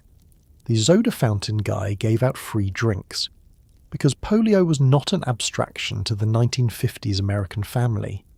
It was a presence, a summer dread, a reason to keep children away from public pools, a shadow that touched almost every neighborhood, leaving behind children in braces, children in iron lungs, children who limped for the rest of their lives. The vaccine did not just end a disease, it ended a specific annual season-shaped terror. And for one extraordinary morning, the entire country felt the same thing at the same time, which was relief so deep it came out as joy. To understand the weight of April 12th, you have to understand what summer had meant in the decades before it. Polio was a summer disease. It struck hardest in the warm months, when children gathered and swam and played together in close proximity, and the virus moved between them in ways that nobody could predict or prevent. Parents knew which summer activities were high risk. Public pools were closed or avoided, movie theatres were suspected. Birthday parties became complicated negotiations between the child's desire for normalcy and the parents' knowledge that normalcy had a cost. Every summer, the newspapers carried the count, the number of cases, the number of children paralysed, the number of iron lung machines in use at the nearest hospital, and every summer, parents read those numbers and calculated their fear. The iron lung was the image the disease left in the cultural imagination. A metal cylinder, the length of a child, a machine that breathed for people whose own breathing muscles had been destroyed by the virus, operated by negative pressure, the body inside visible only through a mirror angled above the porthole. Children lived in these machines for weeks, for months, occasionally for years. The sound they made, a rhythmic mechanical respiration, was the sound of a disease that had exceeded what medicine could fix and was simply trying to buy time until the body remembered what it was supposed to do. Jonas Salk had been working toward a vaccine for years, funded in large part by the March of Dimes, a public fundraising campaign of such broad popular support that it had collected contributions from ordinary Americans across the country, dimes by dime, in a demonstration of collective investment in a medical solution that has no real equivalent before or since. When the trial results were announced on the morning of April 12th, announced by Dr. Thomas Francis at the University of Michigan's Rackham Auditorium, before a crowd of scientists and journalists and broadcast live on radio and television, the declaration that the vaccine was safe, effective, and potent, the response was immediate and overwhelming and entirely human. Church bells rang in Pittsburgh where Salk had done his work. Judges halted court proceedings to make the announcement. Factory workers stopped their lines. Shopkeepers put signs in their windows. President Eisenhower, when he met Salk later that day, was said to have been moved to tears, a display of presidential emotion so unexpected from the controlled and military Eisenhower that it became itself a measure of the day's significance. The vaccination campaigns that followed were models of public health mobilization. Children lined up in school gymnasiums and community centres and received the shot with varying degrees of courage and were given a lollipop afterward, because someone had understood that a lollipop was the appropriate punctuation for a moment of small but genuine bravery. The uptake was extraordinary. Parents who had spent years keeping their children from swimming pools drove them to the nearest vaccination site without hesitation. The disease retreated, cases fell. By the end of the decade, polio was becoming a memory rather than a present threat, and the children who grew up after the vaccine never had to know the summer the way their parents had known it, as a season with a shadow in it. April 12th, 1955 was the day America cheered for science, unambiguously and in unison. It was a good day. Let's talk about Tupperware, which is a sentence that would have meant nothing in 1945, and by 1955 was somehow the organisational foundation of American domestic life, and the economic engine of approximately 1 million suburban friendships simultaneously. Brownie Wise, a single mother from Georgia, invented the Tupperware party as a sales model. You invite women to your home, demonstrate the miraculous burping seal of the plastic container, sell them containers they did not know they needed until you demonstrated the seal, and everyone goes home with both Tupperware and the pleasant warm feeling of having spent an afternoon with their neighbours. It was genius.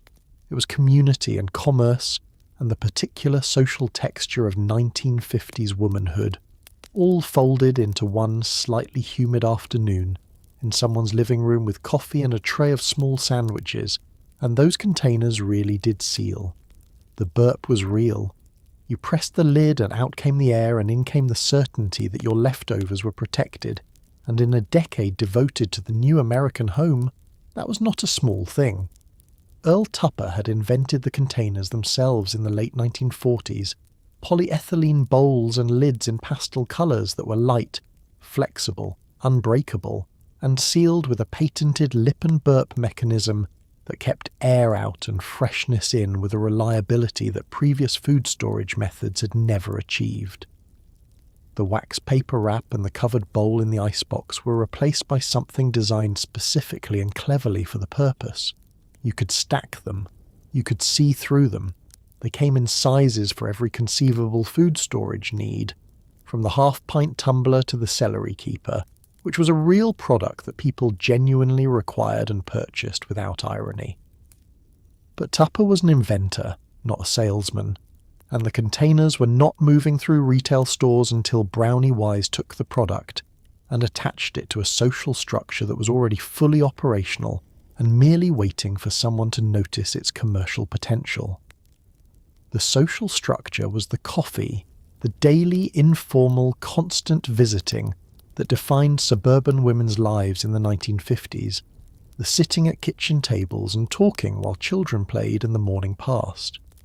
Wise simply formalised it, gave it a product and a hostess incentive and a sales goal, and turned it into a business model that made her briefly one of the most successful businesswomen in the country and the first woman to appear on the cover of Businessweek magazine. The party itself was a specific social performance with a well-developed script. The hostess invited 8 or 10 women from her neighbourhood or church community. The Tupperware representative arrived with a sample kit and her demonstrations.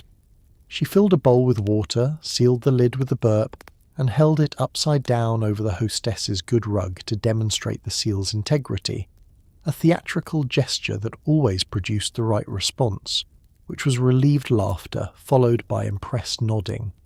She demonstrated the celery keeper. She demonstrated the refrigerator bowl.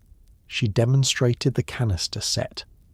Women handled the products, felt the satisfying flex of the plastic, tested the lids themselves with the focused curiosity of people who were genuinely interested in solving a problem they had been managing imperfectly for years. Orders were placed.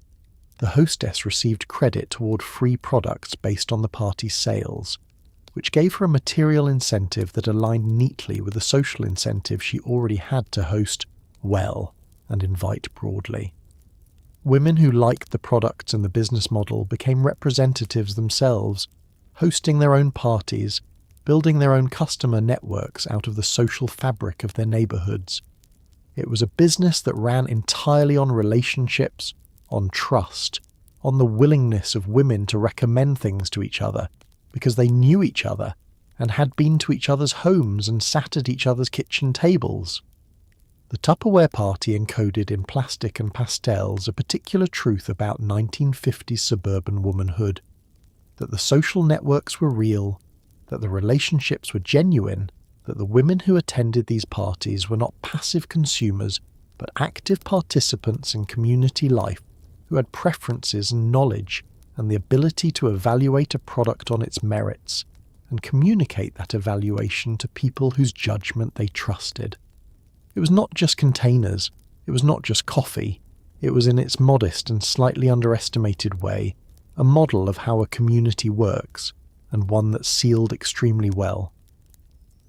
Let's talk about Little League Baseball, which was founded in 1939, and by the 1950s had expanded into a national institution so deeply embedded in the American suburban weekend that it was essentially indistinguishable from religion, except louder and held outdoors and with considerably more dust. On Saturday mornings across the country, fathers who'd been up since 6 because they were the coach, which they had been appointed by a series of circumstances they could no longer fully reconstruct, drove station wagons full of uniformed children to a field that smelled of cut grass and optimism. The children played baseball with varying degrees of competence and enthusiasm. The fathers coached with varying degrees of patience and proportion. The mothers sat in lawn chairs along the first baseline and handed out orange slices from Tupperware containers, which brought us back to the previous entry, because in the 1950s all roads eventually led back to a Tupperware container. Little League in the 1950s was more than organised sport. It was the primary vehicle through which the culture transmitted certain beliefs about boys and character and effort and teamwork and graceful losing, beliefs that the adults held with genuine conviction and communicated through the medium of a small person attempting to hit a baseball with a regulation bat on a Saturday morning before 10 o'clock. The uniform mattered. You wore your cap at the correct angle. You tucked in the shirt. These things were not arbitrary. They were the physical vocabulary of belonging to something, of having a team and a number and a position and a practice schedule, of being, for the duration of the season, part of something organised that expected something of you. The tryouts in early spring were a ritual of modest drama. Boys arrived at the field with their fathers and their gloves, and an expression of carefully maintained nonchalance that concealed a level of anxiety entirely disproportionate to the objective stakes of youth recreational athletics. They threw, they caught, they batted. Coaches watched with clipboards, and the authoritative squint of men who had perhaps been to 3 games of professional baseball and were now applying that experience to the evaluation of 9-year-olds. Teams were formed, positions were assigned. The boy who could genuinely pitch was already a local legend among children who understood that the pitcher was the central figure and that everything else was, in the immediate hierarchy of the diamond, secondary. Practice was twice a week. The coach, your father or someone else's father, stood behind the batting cage with a bucket of balls and the expression of a man who had agreed to this commitment under the assumption that it would be less time-consuming than it turned out to be. He threw pitches, he corrected stances, he explained, repeatedly, the infield fly rule, which no child fully understood in the moment, and which most adults secretly did not fully understand either, but delivered with an authority that foreclosed questions. He drove to practice after his actual job, and before his actual dinner, and he did not complain about this because he had volunteered and because his son was on the team, and because in the 1950s this was simply what fathers did on Tuesday evenings. Game days had an atmosphere that was specific to that time and that setting, and has not been entirely replicated since. The smell of the grass and the dirt of the infield, the sound of the aluminum bleachers when people shifted, the PA system that crackled with feedback when the announcer leaned too close, the specific competitive silence of parents watching their children fail or succeed at something small and public. There were parents who were calm and encouraging from the lawn chairs, and there were parents who were less calm and less able to maintain the appropriate relationship between their investment in the outcome and the reality that this was recreational baseball for children under 12, and the tension between these two categories of parent was itself a minor entertainment that ran parallel to the game. After the last out, whatever the score, everyone got an orange slice. This was the moment that equalised all outcomes. The triumphant orange slice and the consolation orange slice were the same orange slice, given by the same mother from the same Tupperware container, with the same quiet efficiency. You ate it. It was cold and sweet and tasted like Saturday morning. You drove home in the station wagon. You were dirty and tired, and your team had either won or lost, and next Saturday was another game, and the season was long and summer was still ahead, and you were 9 years old and the world was entirely, completely fine. Let's talk about the family doctor, who in the 1950s was a specific type of person who existed in the community the way a piece of permanent furniture exists in a room, always there, known to everyone, present at births and deaths and every inconvenient middle moment in between. And crucially, in the early part of the decade, he still made house calls. You did not always have to go to the doctor. Sometimes the doctor came to you, arriving at your front door with a black bag and a calm, slightly formal manner that made you feel simultaneously better and slightly nervous, because a person who carries a bag that large to your house has access to information about your body that you personally are not sure you want confirmed. He knew your family's history. He had delivered some of your children. He had treated your husband's back and your mother-in-law's nerves and the thing with your youngest that turned out to be nothing but worried everyone for about a week. The black bag was its own institution.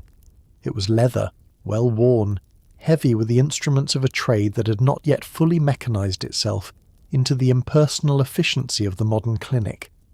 Inside it lived a stethoscope, a blood pressure cuff, a tongue depressor, an otoscope for looking into ears, a small hammer for testing reflexes, and a collection of pharmaceutical samples that the doctor dispensed directly from his own supply because the prescription model was not yet the only model, and the man was practical. He arrived. He sat in your kitchen or at your child's bedside. He listened. He looked. He made a determination with a confidence that was partly clinical expertise and partly the natural authority of a man who'd been doing this for 20 years in the same town and had developed a pattern recognition that no textbook could fully encode. The relationship between doctor and patient in this era was not a partnership of equals exchanging information. It was more vertical than that, the doctor knew, and you received what he knew, and you trusted him because he was the doctor, and you had known him since your children were born, and he had never given you a reason not to. This arrangement had significant drawbacks that would become clearer over the following decades, as medicine grew more complex and patients grew more informed, and the expectation of explanation became a normal part of the transaction. But it also had a quality that the more egalitarian model that replaced it sometimes lacks, which was the quality of being known. He did not look at your chart to remember your name.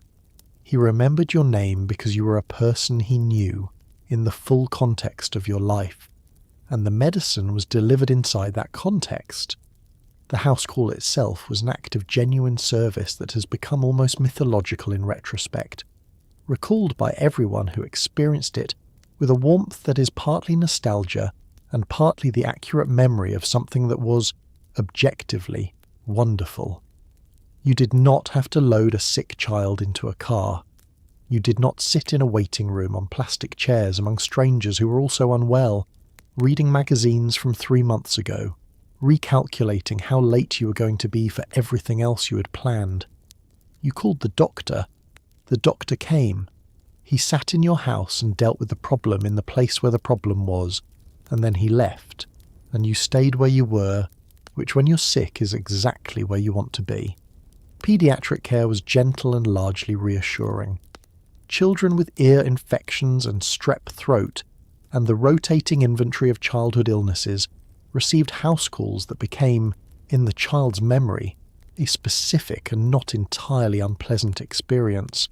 The arrival of the man with the bag, the cold circle of the stethoscope through the back of your pyjama top, the look in the ear, the verdict delivered to your mother in the doorway in a voice pitched low and professional, then medicine, usually liquid and flavoured with an ambition toward cherry that the actual taste did not always fulfill, administered by your mother with a spoon, and a firmness that did not invite negotiation. The house call declined through the late 1950s and into the 60s as medicine grew more complex, as equipment grew more specialised and less portable, as the economics of medical practice shifted toward the office visit model that could accommodate more patients in less time with greater diagnostic resources nearby. The doctor became someone you went to rather than someone who came to you, and the relationship changed its character accordingly, more efficient, more specialised, more capable in many ways of treating the genuinely serious, and less capable of the thing the house call had always really been about, which was the presence of someone who knew you, arriving at your door with a black bag and the intention to help. He charged a reasonable fee. He was paid sometimes in cash, and occasionally in rural areas and in the early years of the decade, in other arrangements that kept the relationship human and practical and outside the abstraction of institutional billing. He was, in every measurable sense, the doctor, and for a little while longer, he still came to your house. Let's talk about the Boy Scouts and the Girl Scouts, which in the 1950s enjoyed a level of participation and social prestige that is difficult to fully convey to a modern audience, because today we have approximately 10,000 extracurricular activities competing for children's time and attention, whereas in 1953 you had Scouts, and you had the vague other option of just standing in the yard, and most parents preferred Scouts. The uniform was pressed, the meetings were weekly, the badges were sewn on by mothers who had strong opinions about placement, and the whole apparatus operated on the genuinely charming belief that if you taught a child to tie a proper knot, read a compass, help an elderly neighbour, and build a fire safely, you were not merely teaching skills but building character, a word the 1950s used constantly and earnestly, with the sincere conviction that character was something you constructed deliberately and that it would hold.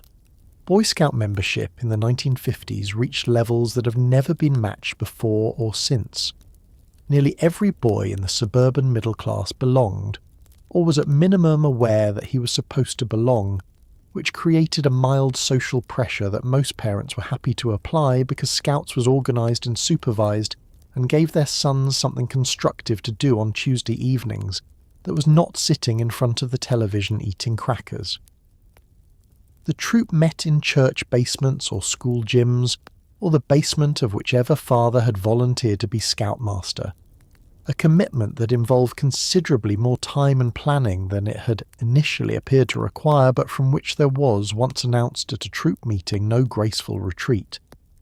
The Scoutmaster was a specific figure in the 1950 community, a man, usually a father of one of the Scouts, who had agreed to organise the boys and teach them things and take them on camping trips, and was now approximately 4 months into the commitment, wondering whether the knot-tying unit would cover the remaining 3 meetings, or whether he needed additional material. He wore his own uniform with the gravity the role required. He administered the oath with sincerity. He handled the occasional interpersonal crisis between 10-year-old boys with a patience that drew on reserves he had not known he possessed until parenthood revealed them. The merit badges were the system's most inspired element, a curriculum disguised as a collection, a progressive achievement structure so well designed that children pursued it voluntarily without fully registering that they were being educated.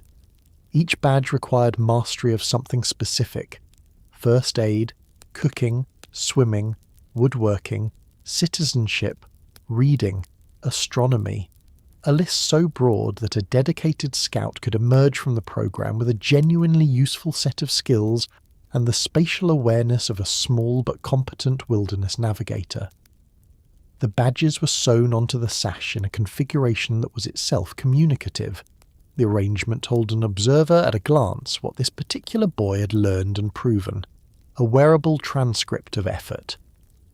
The camping trips were the programme's heart. Once or twice a year, the troop loaded into cars and drove to a state park or a designated campsite and spent a weekend outdoors in conditions that range from genuinely pleasant to memorably difficult depending on the weather, which the 1950s had not solved any more than any other decade. You pitched a tent, you dug a latrine, you cooked over a fire you had built yourself, a process that produced results ranging from adequately edible to enthusiastically inedible, and you ate what you made because there was nothing else, and because the scoutmaster had explained that eating what you cooked, whatever it tasted like, was part of the experience. It was. You remembered it for decades. The Girl Scouts ran a parallel operation with its own emphasis and its own badges and its own camping trips, and its own merit in the character-building enterprise that the culture had decided was the primary purpose of childhood after school hours. The cookie sales were already a tradition, conducted door-to-door by girls in uniform with order forms, and a pitch that was, in the 1950s neighbourhood, essentially impossible to refuse because you knew the child and you knew the parents and the cookies were genuinely good, and the whole transaction was one of the more pleasant commercial interactions available to a suburban household on a Saturday afternoon. You learned things in Scouts that you used and things you never used, and things that resided in the back of your memory for the rest of your life, available on the specific occasions when they turned out to be relevant.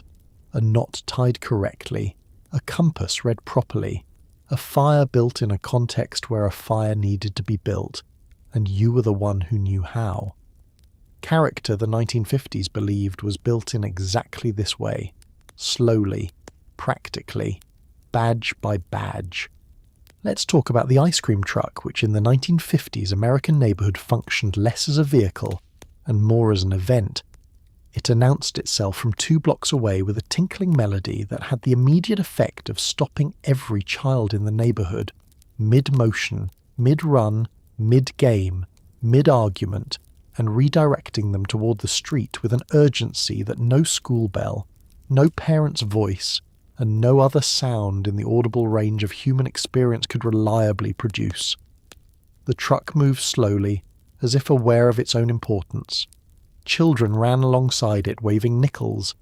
The man inside, always patient, always slightly above it all, dispensed dreamsicles and fudgesicles and drumsticks, with the measured calm of someone who understood that he was, briefly and deliciously, the most important person in the neighbourhood. Parents appeared on front porches with coins they had already been preparing. Everybody got something. Nobody was left out. This was the 1950s at its absolute best. The music was the mechanism and the magic simultaneously. It was produced by a simple mechanical chime device mounted on the truck, playing a short repeating melody that carried 3 or 4 blocks on a still summer afternoon with a clarity that suggested purpose. Not the accidental carry of ambient sound, but the deliberate broadcast of an announcement, which is exactly what it was. The melody was not sophisticated. It did not need to be. It needed only to be recognizable at distance and associated through repetition with the specific pleasure of cold sweetness on a hot afternoon, and in this it succeeded completely. You heard it, and your body responded before your mind had fully processed the information. You were already moving toward the street. The ice cream itself was a product of the post-war food industry's expanding capabilities, novelty items that combined flavors and textures in ways that the simple ice cream cone of previous decades had not attempted.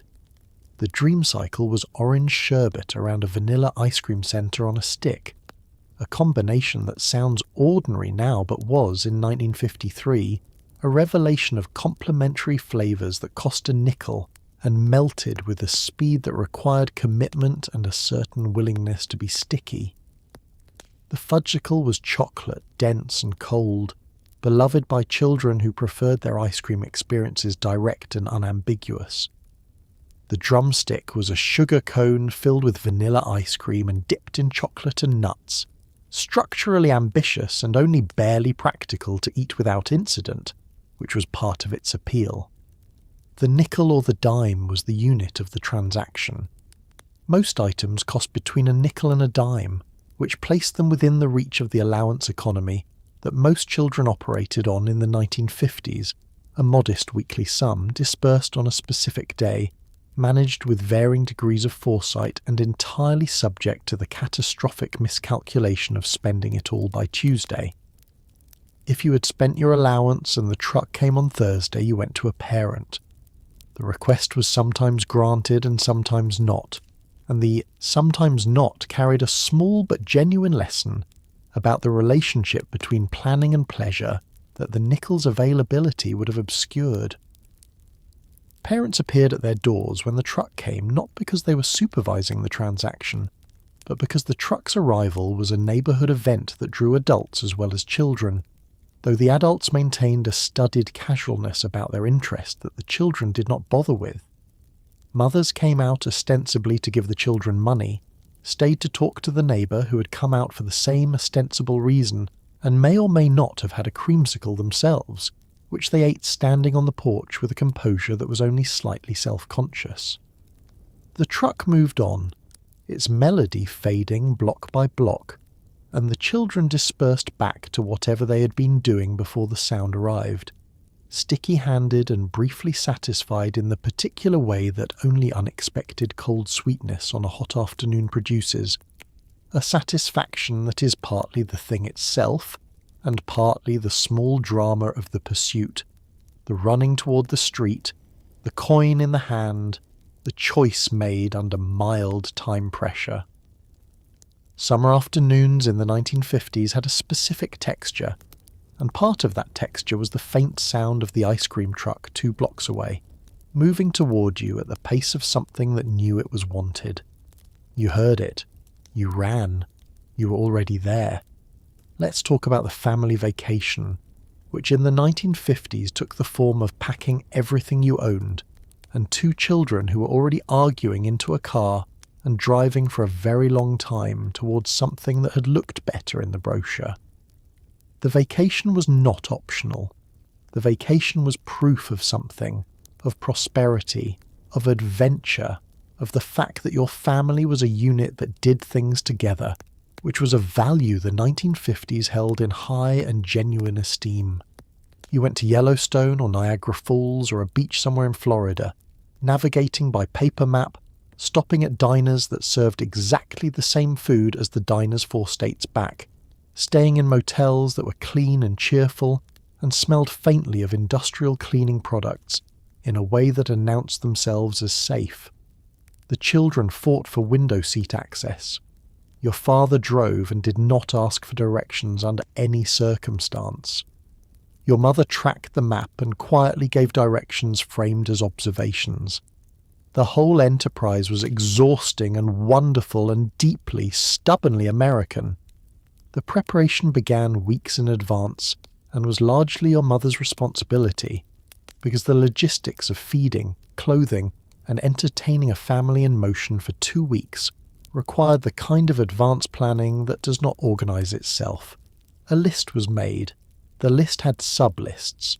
The suitcases came down from the hall closet shelf where they lived in compressed stacks, and were opened on the bedroom floor and filled with a deliberation that children observed with a mixture of excitement and impatience, that manifested as repeated questions about whether it was time to leave yet, delivered on a frequency and schedule that would have broken a less organised person. The car was loaded the evening before with a spatial precision that your father approached as a puzzle to be solved. The large cases first, then the medium, then the overnight bag positioned for access, then the children's things, then the cooler that your mother had packed with sandwiches and fruit and cold drinks for the drive, because stopping at every roadside stand for food would add hours and cost money. And besides, she had made the sandwiches and they were good. The car, fully loaded, sat in the driveway overnight in a state of readiness that made the house feel different, already partly away, already partly there. Departure was early. This was your father's preference, consistent and non-negotiable, based on the reasoning that an early start avoided traffic and heat and the general degradation of the day, a reasoning that was entirely correct and also extremely difficult to execute with children who needed to be woken and dressed and fed and loaded before 7 in the morning without significant incident. There was always significant incident. There was always the thing that was forgotten and had to be retrieved from the house, the delay that pushed the departure by 20 minutes, the child who needed the bathroom at the precise moment the car pulled out of the driveway. Then you were on the road. The American highway in the 1950s was a genuine adventure, in the sense that it was still partially unmapped territory. The interstate highway system was in its infancy, begun in 1956 and nowhere near complete, which meant that most family vacation driving happened on 2-lane state and federal highways through towns and across landscapes at a pace that put you in physical contact with the country you were crossing. You drove through the main street of every small town between your house and your destination. You stopped for gas at stations where a man came out and filled the tank and checked the oil and cleaned the windshield without being asked. You ate at diners where the menu was the same everywhere and the coffee was reliable and the pie was in many cases genuinely excellent. The destination when you arrived was whatever America had designated as worth seeing that particular decade.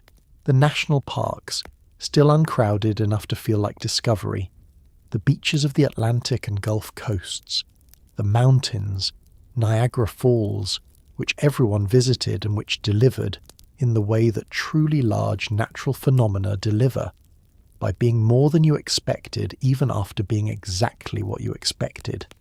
You swam. You took photographs with a camera that used film, 24 exposures, developed after you got home into prints that looked slightly different from the actual vacation, because memory and chemistry do not always agree. The drive home was quieter. The children slept. The excitement of going somewhere had given way to the comfort of going back, and the 2-lane highway unrolled in the headlights through the late evening, and your mother had the map folded to the last section, and your father drove with one hand on the wheel, and the radio played something low, and somewhere in the back seat you were already half asleep, and the motion of the car and the dark outside the windows and the sound of the engine were exactly what home felt like before you got there. Let's talk about bedtime, which in the 1950s, American household was the point at which the day's performance of cheerful domestic competence could finally, mercifully, be set down. The children were bathed and pajamaed and read to and tucked in with a firmness that left no ambiguity about whether they were expected to stay there. The dishes were done, the kitchen was clean, the house was quiet in a way that houses are no longer quiet. No notifications, no glow from a phone, no streaming service asking if you were still watching in a tone of mild concern. The television set was switched off. The porch light was on. Your husband was reading the paper in the good chair. You were sitting at the kitchen table with a cup of something warm, and for a few minutes, before sleep, you could hear the neighbourhood, a distant dog, a car turning into a driveway 3 houses down, the sound of crickets, and the specific, large, satisfied silence of a house that had been lived in fully that day and was now resting. The children's bedtime was a stage production, with a fixed running time and a cast of reluctant participants. Bath first, the tub run, the children persuaded or collected from wherever the evening had deposited them, the bath conducted with the brisk efficiency of a process that needed to be completed rather than enjoyed.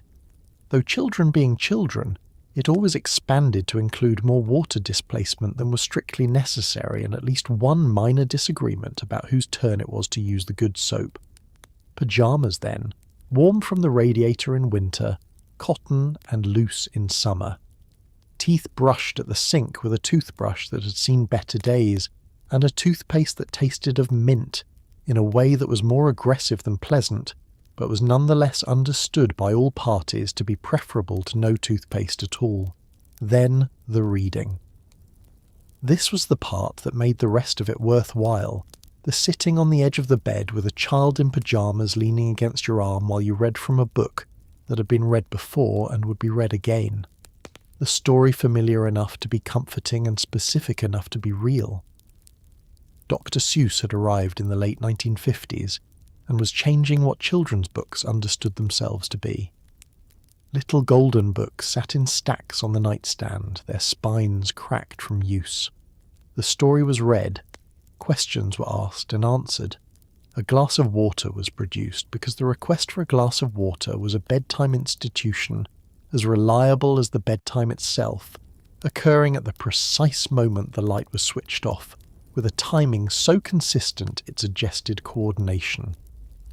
And then the quiet, the actual complete room-by-room quiet that settled over the house after the children were down and before the adults themselves went to bed, a window of perhaps 2 hours that was neither evening nor night but something in between, a breathing space, private and unhurried, that belonged to no particular task and no particular obligation.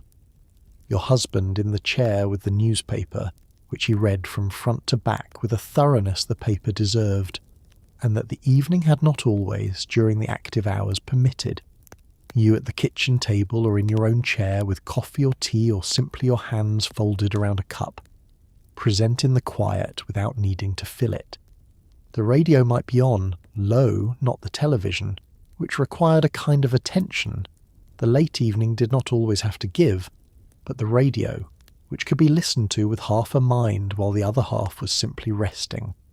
Music or a drama or the late news, the voice of the announcer familiar and calm, delivering the world's events in a tone that suggested they were manageable, that they had been noted and organised and would be dealt with by the relevant parties, and that the household on this street in this suburb could reasonably proceed to sleep without being required to solve anything tonight.